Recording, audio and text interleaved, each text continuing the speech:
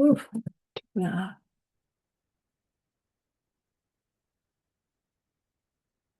All right, welcome back. We are ACI Course 12, Class 6. It is April 9th, 2026, where I am. Let's gather our minds here as we usually do. Please bring your attention to your breath until you hear from me again.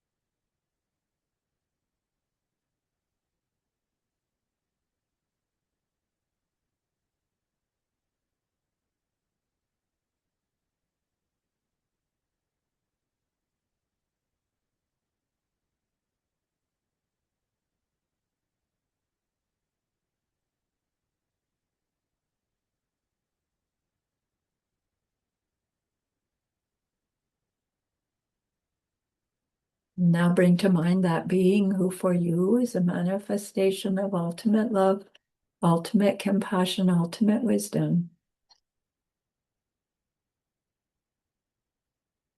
And see them there with you, gazing at you with their unconditional love for you, smiling at you with their holy great compassion,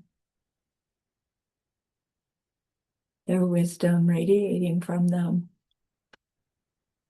that beautiful golden glow encompassing you in its light.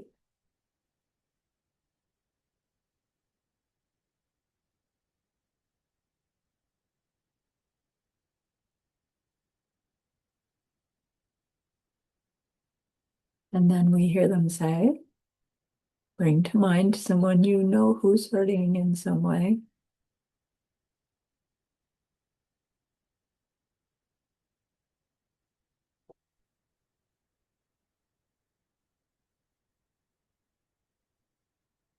Feel how much you would like to be able to help them.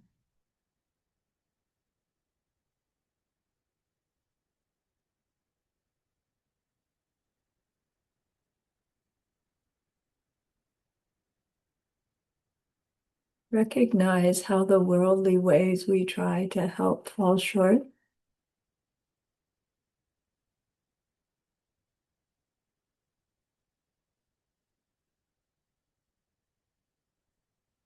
How wonderful it will be when we can also help in some deep and ultimate way,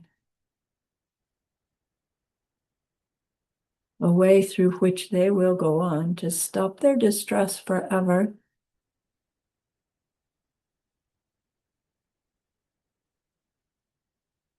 Deep down, we know this is possible.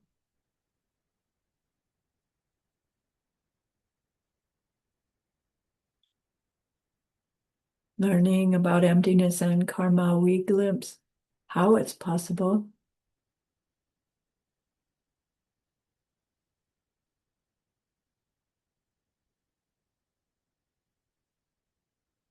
And so I invite you to grow that wish into a longing, and that longing into an intention.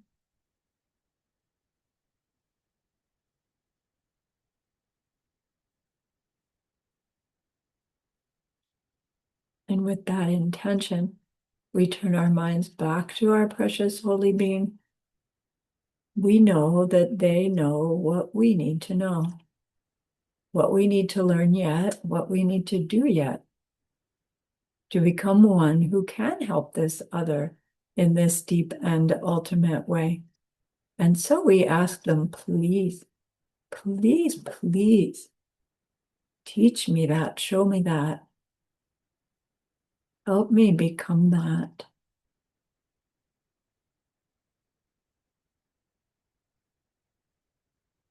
And they are so happy that we've asked. Of course, they agree.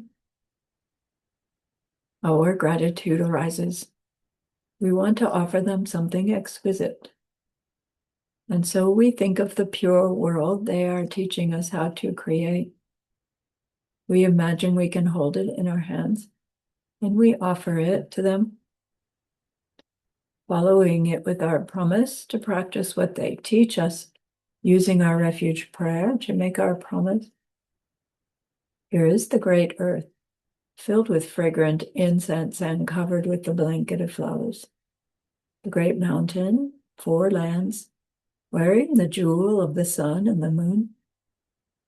In my mind, I make them the paradise of a Buddha and offer it all to you.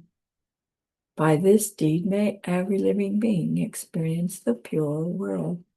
Idam Guru Ratna Mandala Kaundiryatayami. I go for refuge until I am enlightened to the Buddha, the Dharma, and the highest community. Through the merit that I do in sharing this class and the rest, may we reach Buddhahood for the sake of every living being. I go for refuge until I am enlightened to the Buddha, the Dharma, and the highest community. Through the merit that I do in sharing this class and the rest, may we reach Buddhahood for the sake of every living being. I go for refuge until I am enlightened to the Buddha, the Dharma, and the highest community. Through the merit that I do in sharing this class and the rest, may all beings totally awaken for the benefit of every single other.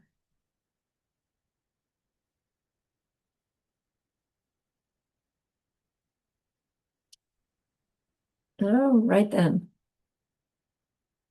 Last class, we learned about those 2 forms of the tendency to grasp to things as existing in truth, meaning things being real or being true or being,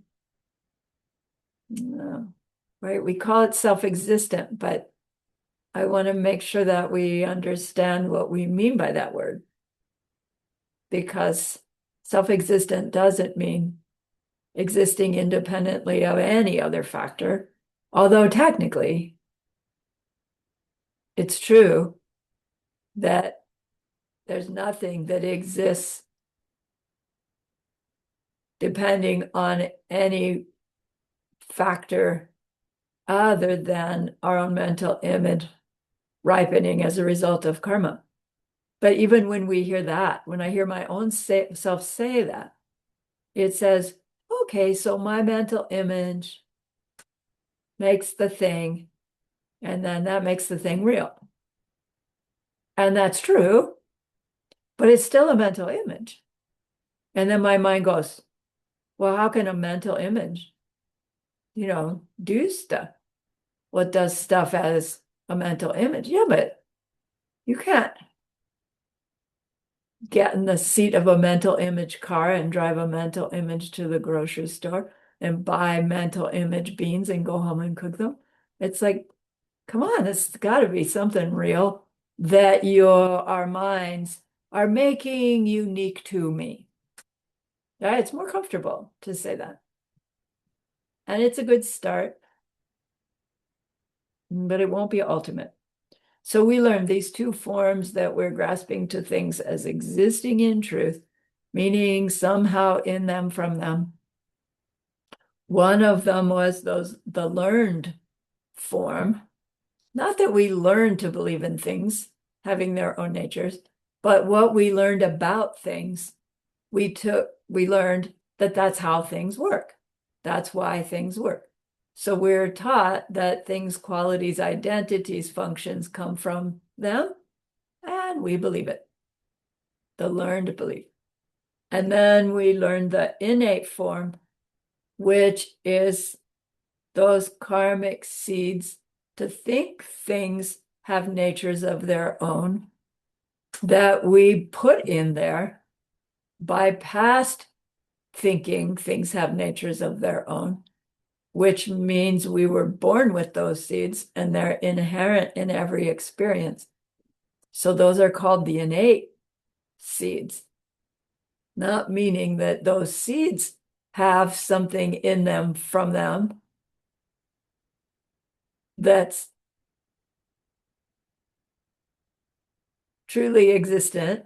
But wait, if those seeds aren't real, how can they be the thing that makes me believe in myself and my world that's completely wrongly? Like, how can a mental image of something make me experience something so wrongly that I'll hurt somebody to get it? Like, again, you can't get in a mental image car and drive it to the mental image grocery store. Or can you? So when do these two beliefs, the learned belief and the innate belief, when do we finally get rid of them? Like, better, what has to happen to finally get rid of them? And we learned that for the learned belief, that one goes away at our path of seeing when we see emptiness directly for the first time and we come out of it. We no longer believe that anything has a self nature the way they appear to once I'm out of that meditation. Because no belief is there, I've lost all of that learned belief. Oh, well, so everything they taught me about how my world works, none of that's accurate. None of that's true. But we still have the innate seeds to perceive things, to experience things in that way. And those don't just disappear because we've spent 15 or 20 minutes communing with the ultimate reality. It takes time to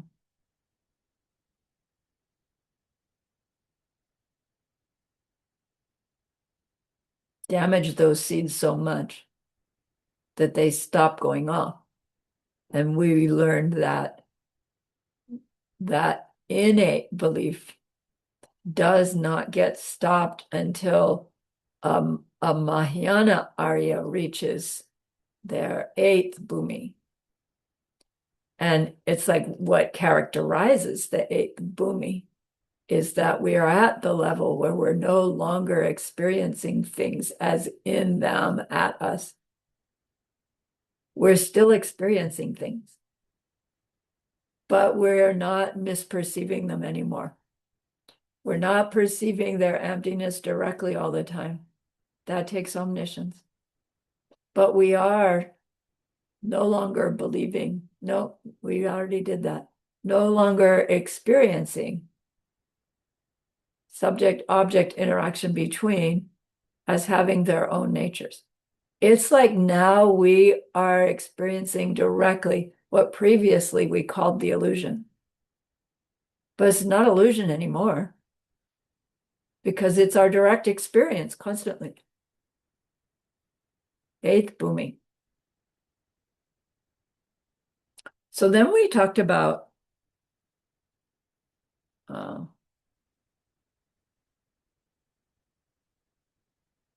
where the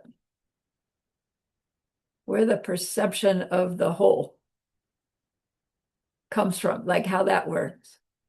And we talked about it in the sense that what level of understanding of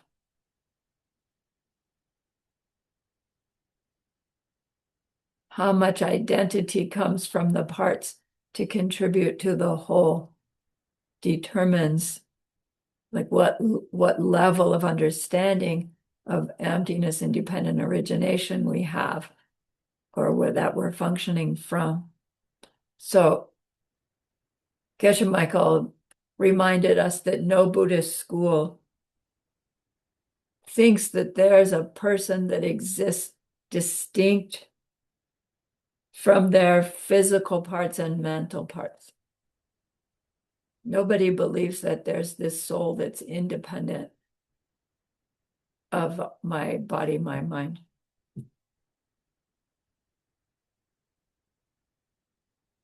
But only middle way goes so far as to say, look, a person is not any single one of our parts, obviously, and they are not the whole of the parts.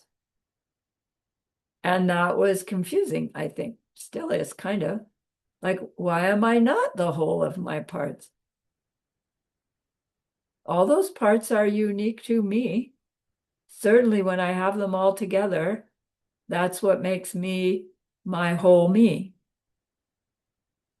But then when we looked at it, from the perspective of an object, which is a little easier than a person, and we see that we can have all the parts of an object laying on a table. And we would say, of course, we have all the parts, but we don't have the whole because it's not put together. And then we would think, well, once it's put together, that's when we have the whole object. But then highest middle way says, no, even when you have all the parts put together, it still is not the whole thing, because we want to say it's missing a part. But then that would be implying it's missing some part of its own, and it's not. The pen has all of its parts. I don't have a pen today, I have a pencil. The pencil has all of its parts, but it's still missing something to be a pencil, this pencil. What's it missing? If we put it there and all the dogs and all the people and all the flies go away, what's there then? Or we just can't say. So if we put all these parts together into a whole and we call it pencil, do you see? There's that part, and there's that part, and then here's the rest of it. Somehow those parts make this thing the pencil. But what's missing? What if none of us had ever heard what a pencil is? And even if I said, look here, and look here, and look how it works. But if you had no concept pencil, would there be a pencil here? No. Would there be something here? Probably. If we're human, probably. If we're animal, probably, because of some similarity that we share. Beyond that, it's hard to say. But let's just say, yes, there is something here. So to say it takes the experiencer's mental image of the object's identity and function, the object as a whole, for the object to become the object, is that identity a part of it? No, because it's coming from somebody else, something else. So we can't say it's missing a part until it gets the label, because it's not one of its parts that it's missing. It has all its parts. But it has no, I want to say, final identity until there's an experiencer of it. Right? A subject side establishes the existence of an object. Without an object, subject side can't establish the existence of an object. And we want to say, well, which comes first? And I think we're getting the hang of the fact that you can't say which comes first. And that's where our literal minds like start to burst some fuses. Something has to come first, but to come first is impossible. So what is the real nature of our friend, the pencil? Nothing but an image or concept imposed onto a collection of parts, forced by my karma ripening. So what is the true nature of me? Because everything I said about the pencil is also true for my me. I think I have all these different parts that make me up. And I think when enough of those parts are all there together, there is me. And that me is a part of all those parts that makes me me. But we just showed with the pen that the whole can't come from the thing that's getting identified. Yeah, but me and the me I'm trying to identify, we're the same. So it has to come from me. It's like, no, this is one of the ones we keep cooking to see that that's not the case.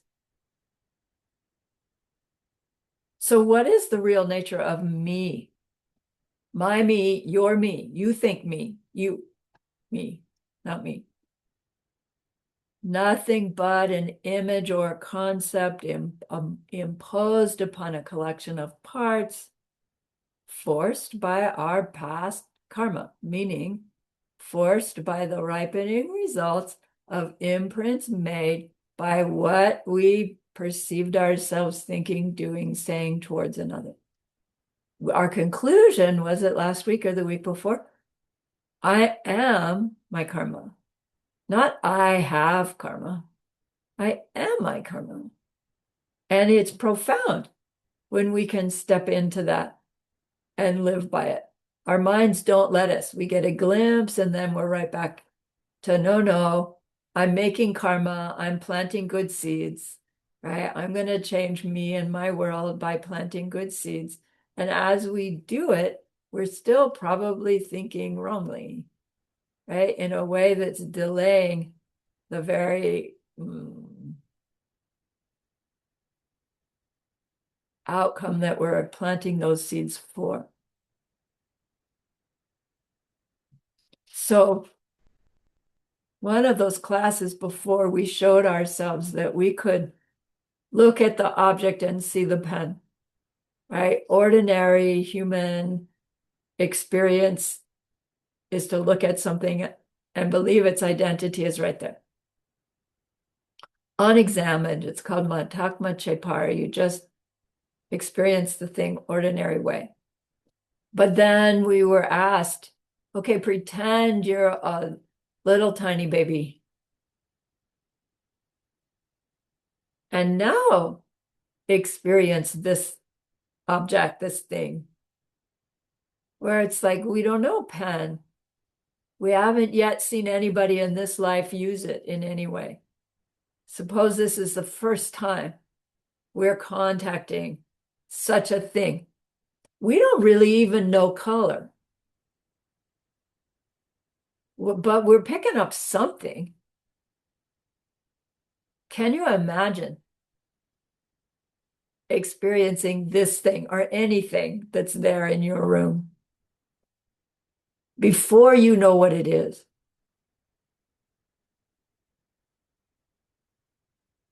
Right. That's why babies have this curious look on their faces, right? It's like, wow.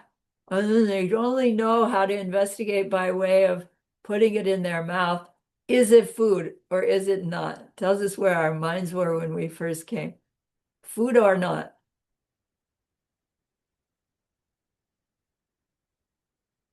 That shows us that the object's identity cannot be in it, because if it were, even a newborn would know this as a pen. Now, how would we know whether the newborn knows it as a pen or a pencil? Like, what included in our idea of a whole pencil is that pencils are things we write with in a certain way that's different than pens, right? And so that would mean that this little baby doesn't, well, if that factor is coming from the object, for the baby to experience this thing, the thing would make baby no pencil and pick it up and write with it, because that's what pencils do. It's so absurd to even say that.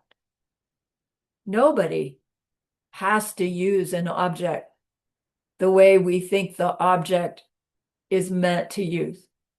And instead of going, oh, so duh, it all comes from my karmic seed, we just go, duh, we're smart humans. We can use things differently, right? We draw the wrong conclusion from something that's actually so obvious. But once it's pointed out to us, if something's identity and qualities are in it from it, it would force us to experience it the way it says. And is there anything that acts like that towards us? No. But what about me? My me. Come on, my me doesn't, none of that applies to my me. But yes, it does. All of it applies to our me. And that's where we're going to try to go in this next class and a few after that. So when we are perceiving an object, and we've already like intellectually grasped that, no, my mind is putting on the whole, coming up with the identity and the qualities. But my mind has to land on something. Something had to be there that made my mind take that information and add to it my identity of it, and then put it on. So I understand that any pencil that we experience, we all agree that it's pencil, but each pencil is unique to you. And so we say, so see, there's something pencil-ish here that allows all of us to see a pencil unique to me. Because I would guess that none of you are looking at this thing and seeing a banana. Is that true? Or a bicycle, right? So see, prove my point. There's something pencilish here, but then the one I perceive, the one you perceive, right? All different, all unique to you, but all pencil, which is helpful, but not completely accurate. So we're gonna try to apply the same reasoning to our me, but to be able to do it for our me, we want to have a clearer picture of how we understand and how we maybe think we understand but don't understand about the easier things, which are objects, and then the not quite as easy things like other people doing stuff that upsets us, the angry yelling boss, before we go and delve into the existence of me. Where does my whole me actually come from? To see that it's not coming from the things I think it's coming from, but to do it with enough understanding that we won't get flipped out by it. So we know the punchline. Any object we experience, we pick up information. Our sensory apparatus picks up information. Our awareness of that sensory apparatus gathers that information, puts an identity on it, and that identity overlays the information so effectively, efficiently, that we believe that the object is there in it from it, right? Unaware that our mind has just done that. And so, in trying to grasp this myself, I remember years ago, I tried to draw it out. And I have all these different drawings, and it's like, oh, that's pretty good. Oh, no, that's not right. Oh, that one's pretty, no, that's not right. But it was really, really helpful. And then the one I sort of landed on is the one I'm going to show you, but it's not quite right either. So I encourage you to make your own drawings if that helps you. So remember the person standing at the stove, right? Here's us looking at the stove. So I can't draw a stove, but we're recognizing that what's actually going on is the eyeball.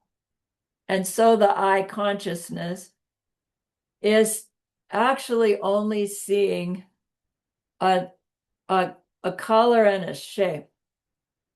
Like it sees something, and then something in the mind makes this idea, the whole identity, out of just this. This isn't enough information, is it? To say pot on stove boiling water. But this one, to this mind, it has the sides, it has the front, the back, it has the bottom, it has the whole inside. It has it all. And this is the pot on stove that we actually experience. We don't experience directly just the pieces, just the parts. It has to have happened because without this, the eye consciousness would not have triggered the mental image, complete, whole, functioning mental image. And then if I could like start a video, it would be like, here's us, there's the pot on stove, there's the colors and shapes. It's as if something goes out, something comes back, this pops up, and then it gets in the way. Like this should be down here. Because once we're seeing this, we don't see just that. We never realize we see just that until we slow it down enough in meditation or this experience, which the experience is explained as you see this seed ripening here, and then out comes the image, and then it lays down on what was out there. And then you say, oh, all I was really experiencing as out there were the colors and shapes. It's not so much that you see the colors and shapes unidentified. You see the mental image making the identity. So,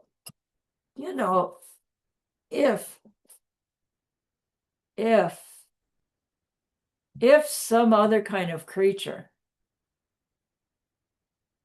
was somewhere in here focusing in that direction, and their mind is doing this same thing, they can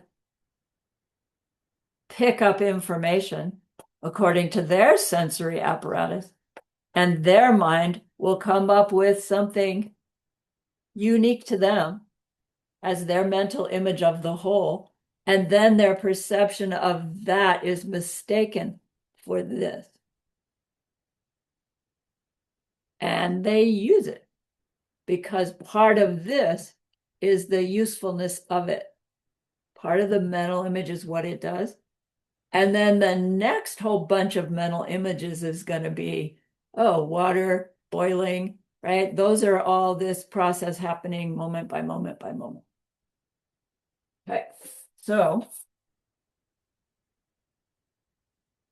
what is it that we're looking at when we are actually taking in information with our eyes or hearing with our ears? What are we really seeing? Old worldview says, I'm seeing a pot on the stove. Learning our new worldview, we're saying, no, I'm only seeing colors and shapes because that's all my eyeball can do. That what we're actually experiencing, which in the end, we're going to see that that's not actual either, is Kodashi, the raw data. Let me get here. There's it. Hey, come back.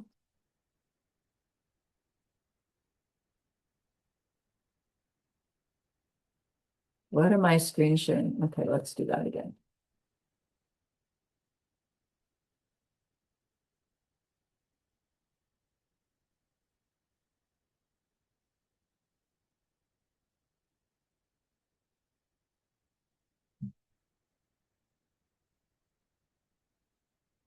This is what I want.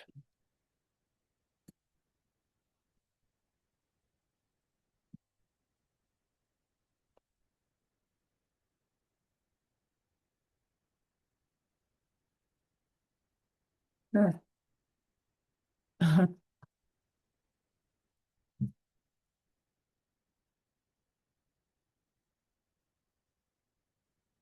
Dakshi. Dakshi. It's the word they use for the raw data. That's not the literal translation of those two syllables, I don't think. But that's what it means, the basis, the self basis for our perceived thing. What's the basis of it? If I'm telling us that pencil's identity isn't in it, then we want to know what's the basis for the thing that gets my identity pencil. Because if there's nothing for my image to be triggered by or to land on, I could just make up any old thing and my mental image should become a thing in my hand the way this one does. Or I would ripen a mental image and it was go flying out of my whatever, and there'd be nothing for it to land on. It would go out into the universe forever. And that wouldn't be useful, and that's not what happens. So it makes sense to say there's got to be something for my mental image of the whole thing to overlay, right? Geshe-la's chocolate sundae over the vanilla ice cream, making the chocolate sundae. It takes the overlay to have the whole there, but it takes something to get overlaid, right? It takes vanilla ice cream there to get the chocolate sauce to make the sundae. And that's comfortable until we say, well, wait, what about the vanilla ice cream? Right? Isn't that also an overlay on something less subtle? And once we have this good grasp of what it means to be the overlay, then it's time to dig into that question. Well, what is it that's getting the overlay? Because we're going to find that we can't find a thing that gets the overlay other than always being something more subtle getting an overlay when we're looking for the thing that gets the overlay. We never find nothing at all, which is a necessary conclusion to prevent our believing that when we find the emptiness of our me, we will disappear into nothingness and then spontaneously pop back out. Like that's not possible. Nothingness is impossible. But until we get that as a deep aha, we will hit that fear, and it will block us in our growing understanding of what it means for me to be empty of self-nature. So Dakshi means the basis. It's referring to the stuff we take in with our senses that we then label, not voluntarily, but it is the process happening. We showed ourselves that our eyes can't see pen or pencil. It can only see the information. And the way we showed that to us is because we could decide, I'm going to take away the label and still perceive an object. And that shows us we can do it, even if we had to try really hard. So Madhyamika Prasangika, highest school, they say the sum of all the data do not make the object. The sum of all the parts is incomplete. It does not make the object.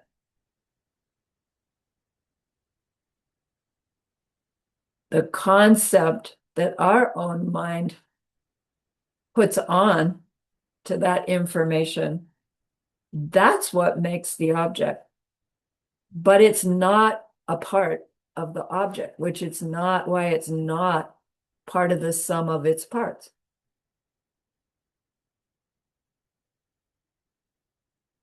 So what makes us think of raw data in a certain way versus a different way? Like, why do we see this put on this thing, pencil, and the dog would put on this chew toy, right? We understand that both are valid, and technically neither are correct. And both is possible.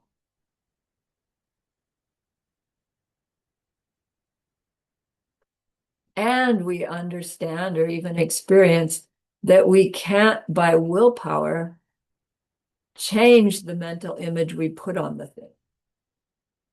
We can pretend we can, right? And we do that really well when we're little kids, right? Oh, this is my magic wand, right? And it's magic wand for as long as we're playing magic wand. But then our own mind is knowing, no, it wasn't really magic wand. Okay.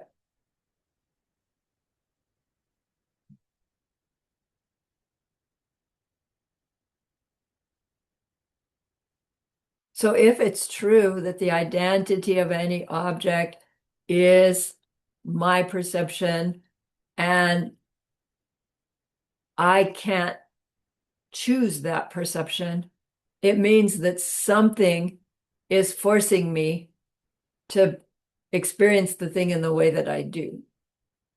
And we've said before that any experience that we have now must be a result of some cause.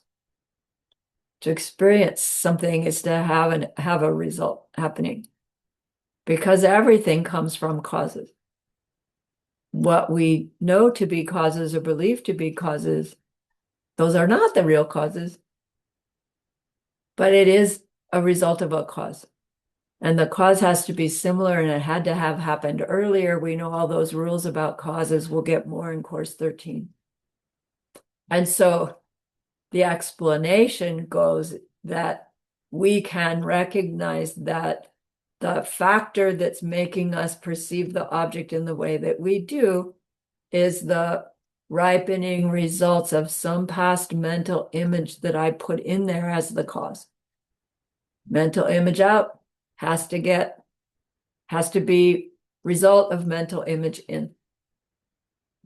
So we've learned that any identity of an object is forced on us by the ripening of karma, meaning the ripening mental image forced on us as a result of some way that we perceive ourselves doing things, saying, thinking something similar to someone else. Because of the way the video recorder, right, is perceiving ourselves in our activity constantly.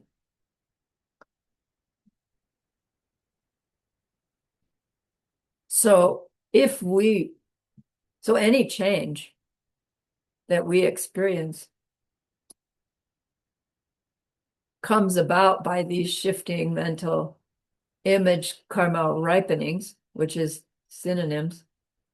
And if we don't like the way our karmic ripenings are ripening, we can't change them in the moment because they've already ripened. The experience has happened, we're reacting to it. How we react to it makes imprints in our mind that will be our future experience. So we can be experiencing ourself and our world as these imprints ripening, and they can be impure. Even as we're understanding them, they can be unpleasant. As we understand them more and more, we will be less and less willing and able to react to them in ways that replant the impurity. And that's how seeing emptiness directly for the first time puts us on the conveyor belt to the end of those mental afflictions, because we slowly stop replanting and adding to the ignorance that makes the misperception, that makes us behave in ways that perpetuate the unpleasant ripenings.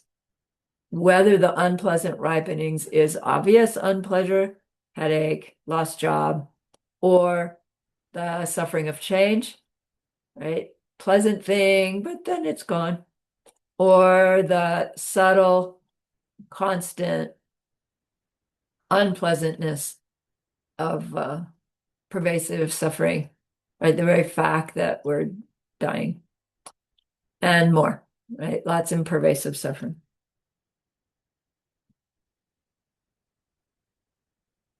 So the whole point of our training is to learn what seeds to stop planting and what seeds to plant, to create a future where there is no suffering for oneself if we're on the lower track, for everybody if we're on the higher track. The promise is we will bring to an end that Kega Nachi, forced rebirth, aging, illness, death. Okay, so now when we are saying that our minds are labeling information, we think of the experience as information label pencil, information label Sarani, information label glasses. And when we're saying our minds are labeling the information, we don't only mean the word that's being given, because, you know, your language is different than my language. Fortunately, you speak my language or understand it, but I probably don't understand yours. So, you know, I would call these glasses, but you have a different word for them. And your word makes them glasses just like my word makes them glasses for me. So it's not the word that's making the thing. or we'd all have the same word for stuff, and we don't. So when we say pencil, we don't mean the word pencil, and we don't mean the sound pencil either. We're referring actually to the concept. And the concept, in order to express the concept, gets a name. It's called Ming. It's not that the name makes the object. The concept makes the name so that we can express and communicate. You wouldn't have to know this thing is called a pen in English in order for our concept, like language fails right now, to be able to pick the thing up and write with it. You don't have to know the word pencil. You don't have to know the sound pencil. But the concept has to come up. Otherwise, it would just be random as to whether you picked it up and wrote with it versus do anything else with whatever the unidentified object. I can't finish that sentence. So Ming means name. And then we have these terms in name only, imputed, or nominally. We have all these different phrases that are used by the different schools at different times.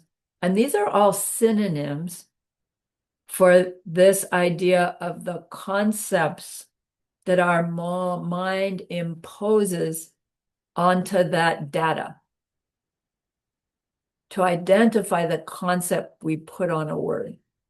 But the concept is more subtle than the word. Why do we impose a certain concept on the object? We're forced to do so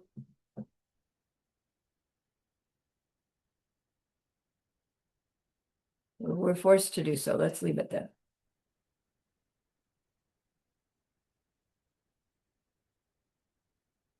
And so in meditation, we can practice turning those concepts on and off. And we did it the other night in Bokjimpa.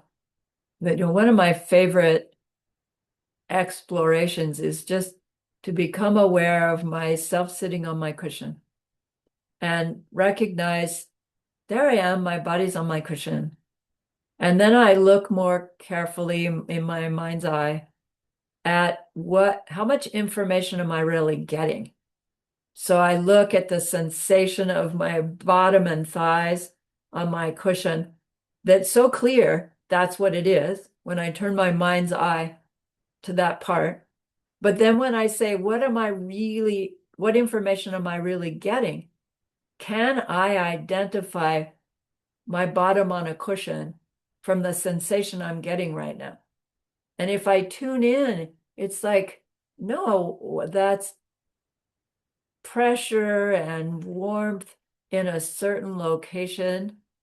And I can catch my mind going, my bottom on the cushion. But there's not enough information for bottom on the cushion. It's so clear to me. And then I do it with something else, and I do it with something else, because it's a way to show myself how it's my mind making the whole, my mind making the concept.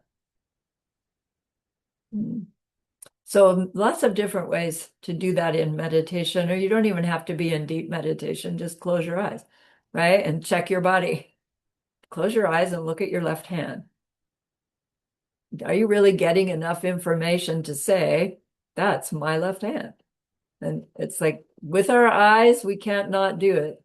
But close your eyes, put your left hand somewhere, and think about it. Do you really get enough information directly right now? Sensory information, what do you get? hardly anything, right?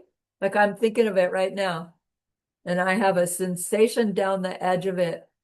And then otherwise, where my fingers are, no sensation at all. But my mind goes, oh, my left hand is sitting there like this. But I'm not getting enough information to say that. It has to be my mind doing it. So that concept is the Ming.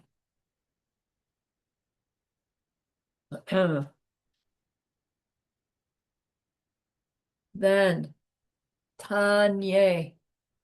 It comes out Tanye, Tanye, Tanye. Tanye means term. And so we hear these two, name and term.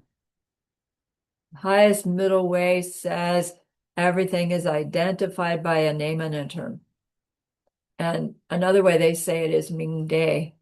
I didn't write that because it's not really in this class, but Ming Tanye means name and term. So then the name is name. Term means it also means the concept, but it has the part of the concept about what that object is, what it does. Not just its function, but its very existential need to exist. All of that's in this Tanye. So they usually use Ming and Tanye together. You can have a Tanye probably without a Ming, or you could get the name wrong, but have the correct concept. And right, so they use these two different terms to make it complete what we're talking about. That when we ripen pencil, it's pencil and everything you know about pencils, or everything we think we know about pencils, arises in that concept. This thing is a pencil. And if we try to stop and identify, like I tried to think, well, if I looked up pencil in the dictionary, it would say something like a writing instrument made with lead, usually held in a wood roll, or, and then it's like, yeah, but you would have to know what writing meant, and you would have to know what instrument meant, and you would have to know what lead meant, and you would have to know what eraser meant before you could understand what the dictionary is saying, a writing instrument made with lead. Right? And all that's included in this exquisite ripening. Oh, Sarani's pencil.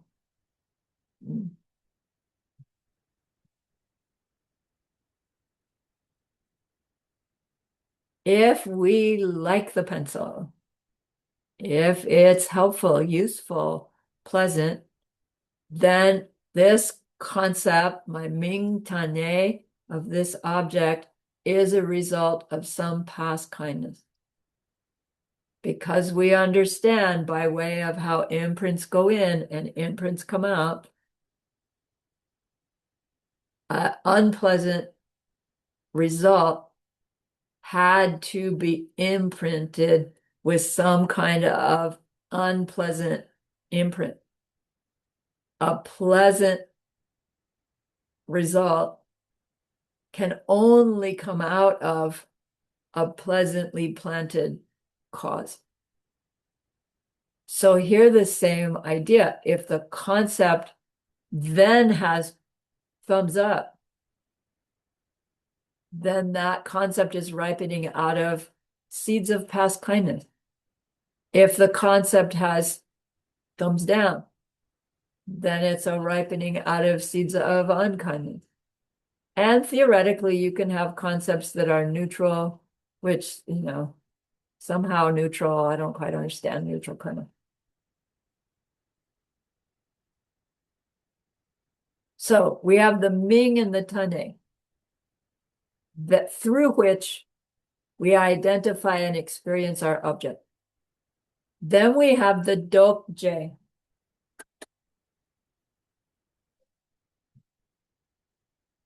1 minute for peace. We have the Dokje.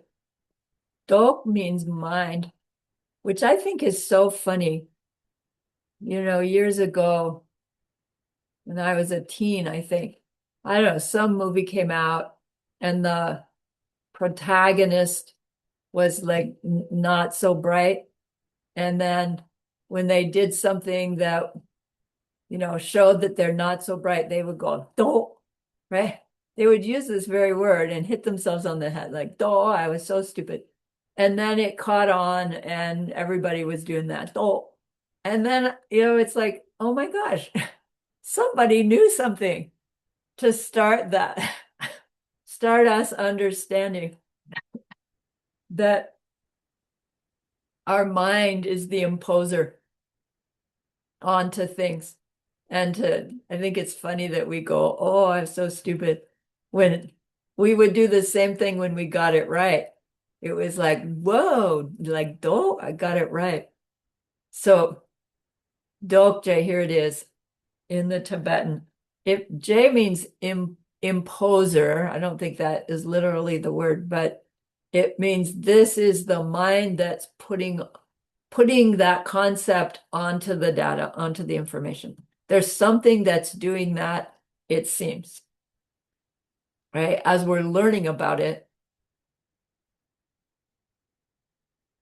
we have to recognize that this concept, this mental image, arises in our mind, and that it's the mind that's putting on the overlay.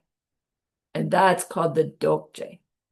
So we have the Dokje putting on the Mingtane. What makes the mind imposer put that concept onto that information is it's forced to do so by karma. Right? So we're getting to the same conclusion each time we go through these different aspects of any given experience. So then we have the tachu. Tachu means the product result, the end result. If we could say this is happening sequentially, then we would want to say, here we are.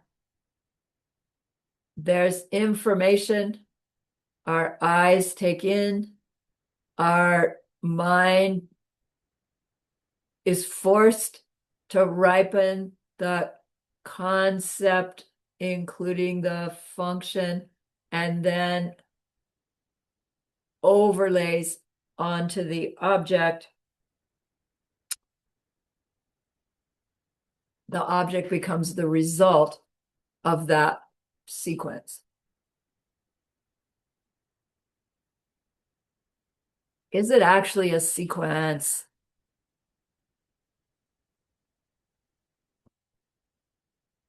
Don't go there yet. We want to use each one of the necessary factors to investigate their true nature or lack thereof in order to understand what's actually being described or explained in this information, seed ripening, laying over result, so that we can get this deeper grasp of the significance of seed planting. Right? We're not talking about seed planting, we're talking about seed ripening. And so we keep in mind that if that ripening includes in it thumbs down, I don't want to respond to this ripening in a way that's going to make more thumbs down if I can help it. So we don't actually talk about that yet. We're wanting to get really, really clear how the seeds ripen into our reality to motivate us to make our seeds in a way that they will force us to ripen the experience, ultimately, Buddha, you and Buddha paradise emanating, right? A pure world, creating a pure world. So, given that there's information, concept, resultant pencil, where is the pencil?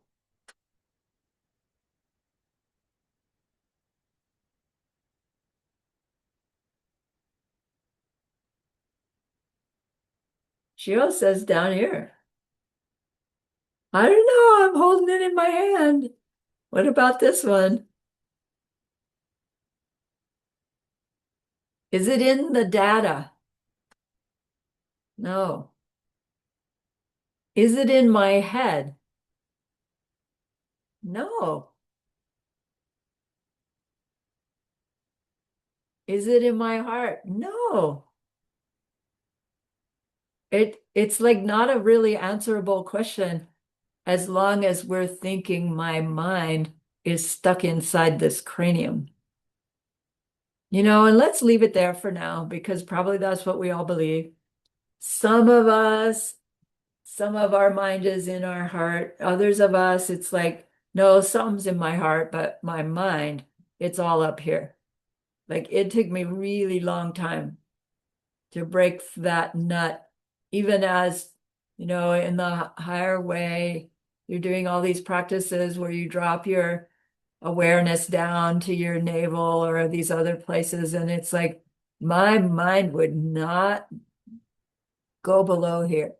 I could look from here down there and do all those practices and find the spot. I was effective. But at some point in Great Retreat, I really felt like I was just this giant head walking around. Like my body had sort of disappeared and it was just all head. It was so frustrating. It's like, ah, I want to get out of my head. Something finally shifted. Bottom line is our mind is not limited.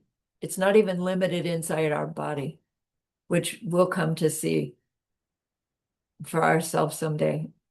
And it's quite refreshing. So if we don't analyze everything, then I didn't do this very well. There's another one I missed. Yeah, I jacked right through our break. Let's take a break.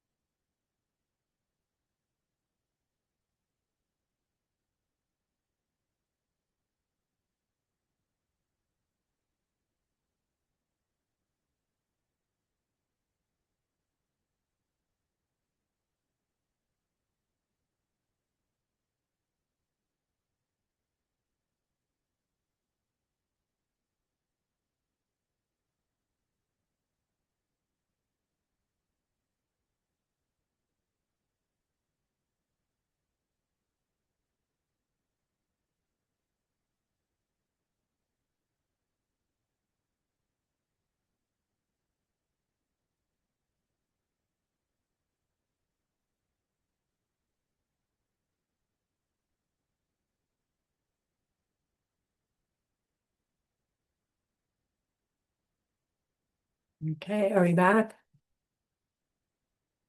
We have one. We have two. All right, so when we ask, where is our friend the pencil? Is it in the data? Is it in my mind? Is it someplace altogether different than those two? If we don't analyze, that's what matak machepar means. Just leave it as it is, as we are experiencing it. Our friend the pencil is out here and it works. It can work. Me and my world work as long as we don't ask.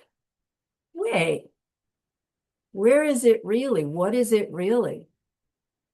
If we don't stop to think, if two different beings can experience this differently, what does that say about the way I believe that it exists? If we don't ask any of those questions, pencils, you can pick one up, you can write with it, all forced by our karma ripening to experience, oh, pencil writing. So unexamined, it's still happening the way we don't understand. But things work because of that. They work the way they do, examined or unexamined. And when we start to examine, then we are on our way to intellectually and eventually experiencing directly the empty nature of the object, the empty nature of the subject, the empty nature of the interaction between, right? That critical factor, the empty nature of things that will, through which we will finally free ourselves of the mistake that's perpetuating the suffering in our world. So the dog seeing this as a chew toy and us seeing it as a pen, both are valid perceptions, valid conceptions. Both are mistaken. And the nature of the object is nothing but the concept that each being perceives. The fact that it can be what each being perceives is its no self nature.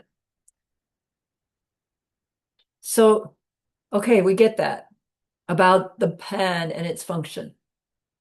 But come on, both me and the puppy, they have to be focusing on this same raw data, don't we? Because the puppy doesn't look over there and then pick up a chew toy and walk away with it. They look here, I look here, I write with it, they chew on it. There must be something in the raw data that we can share because we're sharing it, aren't we? So our minds go, yeah, the raw data, colors and shapes for eyeballs. You know, for the dog, I don't know. They probably do get some color. I don't know if they know shape necessarily, but they get fragrance, right? They get odor. And somehow their mental concept, probably the odor factor, is a bigger identifier than what they see. I don't know, but just from what I know about dogs, I guess. So there's our minds insist that there must be something common in the object so that my mind can put pen on that information and dog can put chew toy on the information, but the information itself, right? Yeah, it doesn't have its own identity in terms of color and shape because the object doesn't make that word, but the object has it. Because otherwise, right, the dog would chew a chew toy out of thin air, and they don't do that. Mm.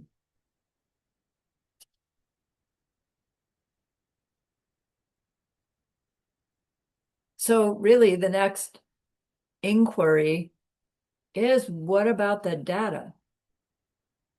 What about that raw data? To what extent does it hold information in it that triggers the mind to see it in the way that the mind sees it unique to it? It must have something, because there has to be something there for my concept to land on, right? This is what, in our investigation of emptiness, we try to look for.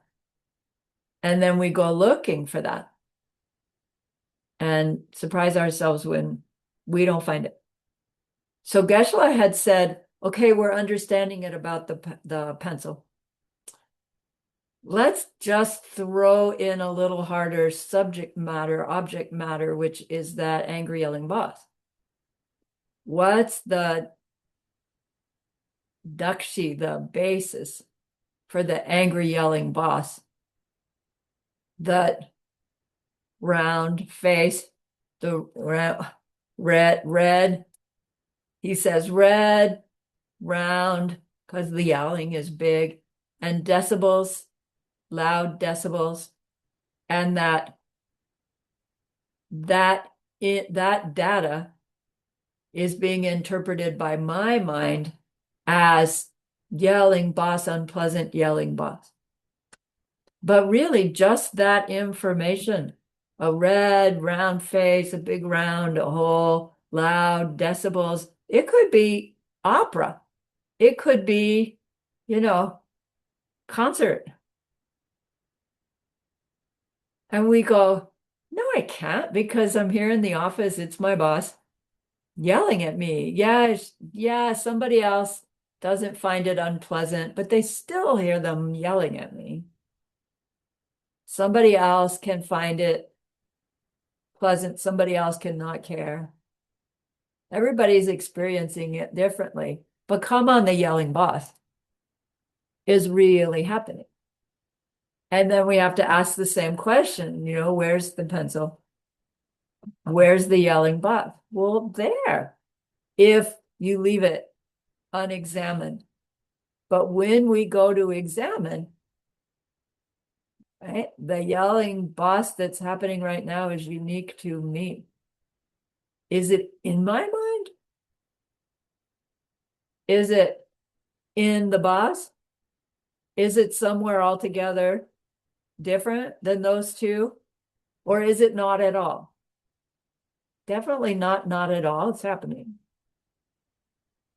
Not in my mind. I'm not making it up. It's really happening. But not in the boss, or everybody would experience it the same way as me. Something else is going on, says Arya Nagarjuna over and over again. Mm.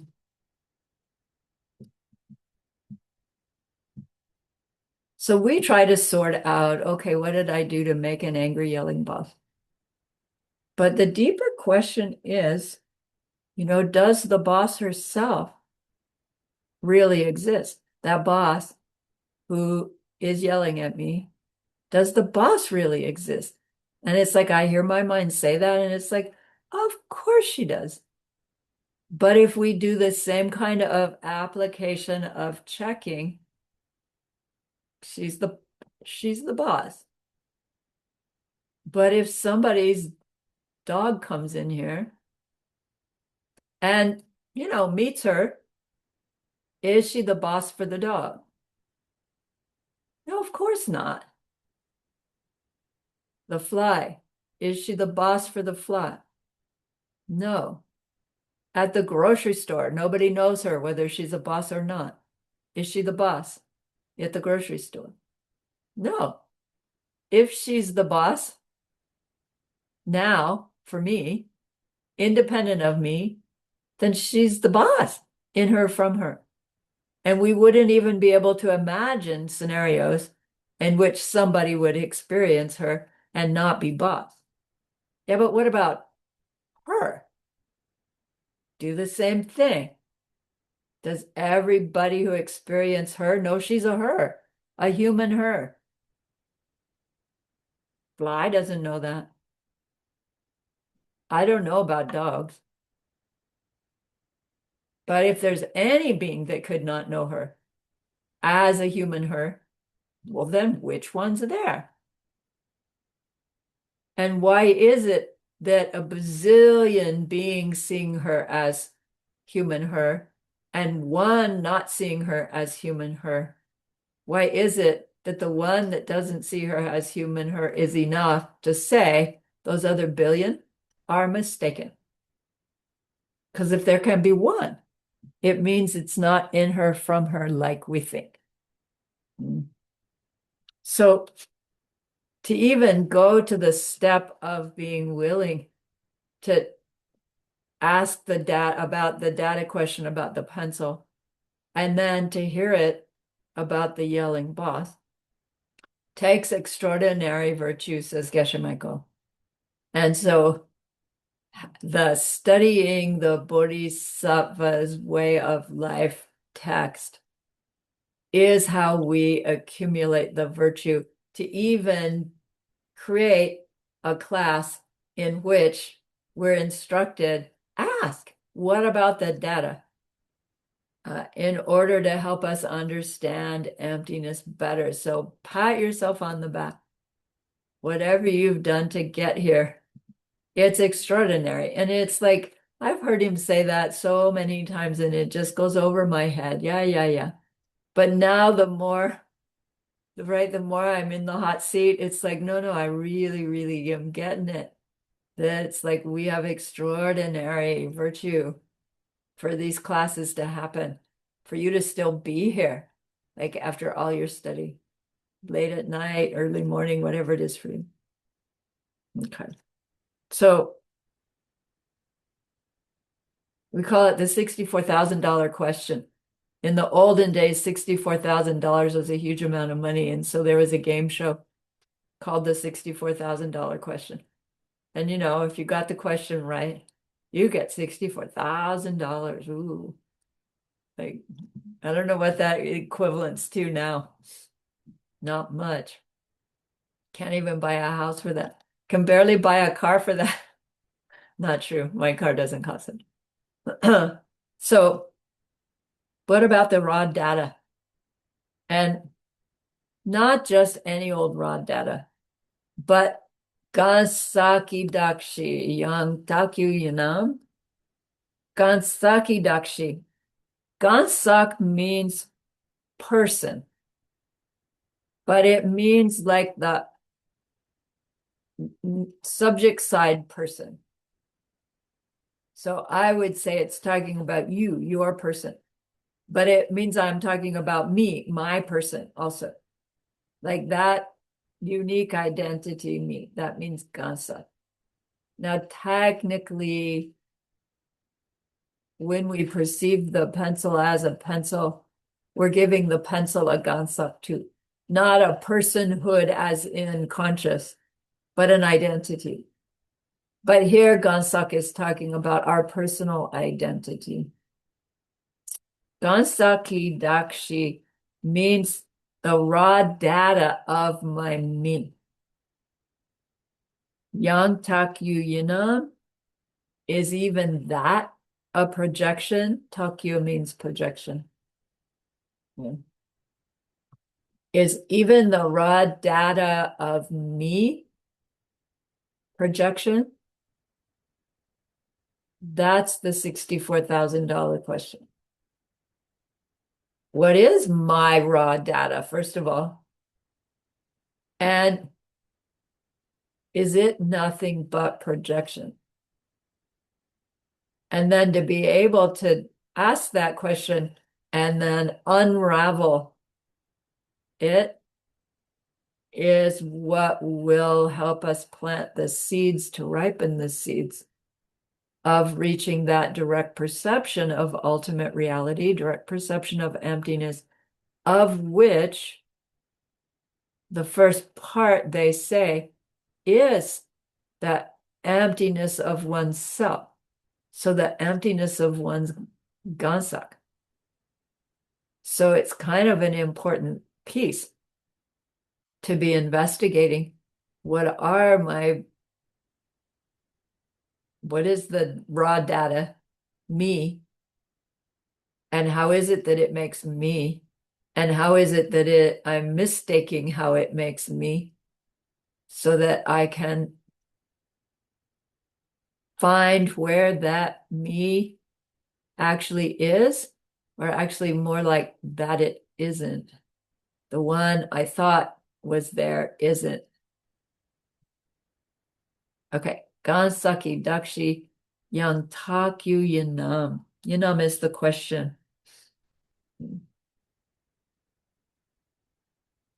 Is your me nothing but projection? How's that sit? Is it like, wow, yay, I'm nothing but projection? Or is it like, what? You mean I'm not real? Right? It depends on what our imprint projection is still bringing up for us. And even after all these years, I hear that word and something in me goes, oh, so not real, which is correct, but incorrect. Incorrect ramifications. Because for it to be not real, immediately on that goes, oh, so not really there. So no, it doesn't really matter. Right. And I know that those are all wrong ramifications. So I roll them back really fast.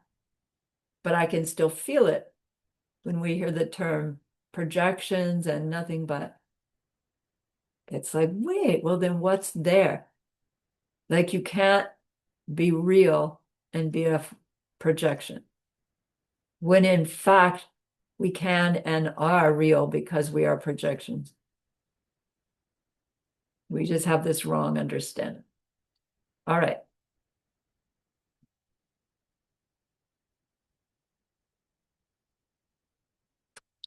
So to investigate our own dakshi so that we can go looking for what it is and where it is, we can break ourselves down into two categories of stuff that make us up, our mind and our body. And then if we want to make it more specific, we can say, well, that mind and body is broken up into five, right? The five heaps. The heap of form is my body. The others are all mind things, aspects. And so we can investigate more specifically in that way. And then those five heaps can be broken down further. And then we can later look at our experiences that we have. Because we can have experiences that are physical, experiences that are mental, and experiences that are changing things that are neither mental, physical. Do you remember that algorithm of all existing things? There was a reason. We learned all that stuff. So if we just use mind and body, these two main raw datas that make up me, we need to look at each of those parts that are being thought of as, for me, Sarani. All right, so it's a little bit hard because I'm going to talk about me. And what I want you to do is replace my name with your name and be thinking you're me, right? Because it's different to say, okay, consider me. And I can talk about all of this, and you're thinking this me outside of you, but I want you to be thinking you're me. You got it? Does that make sense? So you're relating to it. No, I'm not talking about myself. I'm talking about you. But I can't do it without using my own me and my name. So you relate it to you.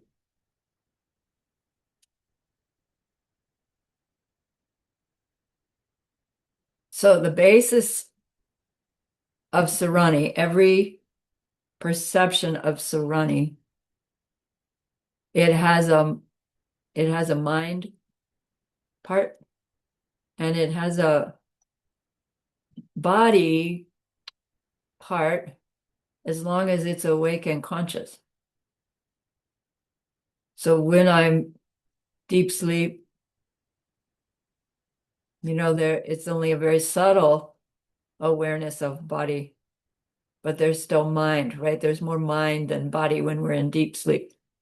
When we're in dreaming, there's mind and body, but body's quite subtle in our dream awareness. And then when we're in waking state, the body takes greater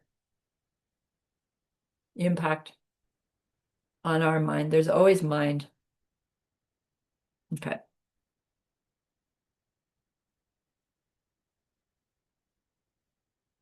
So if we recall the angry yelling boss and my karma's making me experience angry yelling boss, and then I look at the data, the decibels, the redness, the being herself, and my karma seeds are ripening into concept angry yelling boss. What about my me? Right? I can see that different beings will perceive that angry yelling boss in different ways. I can see that. But what about my me to me? It's hard to use the same kind of reasoning that I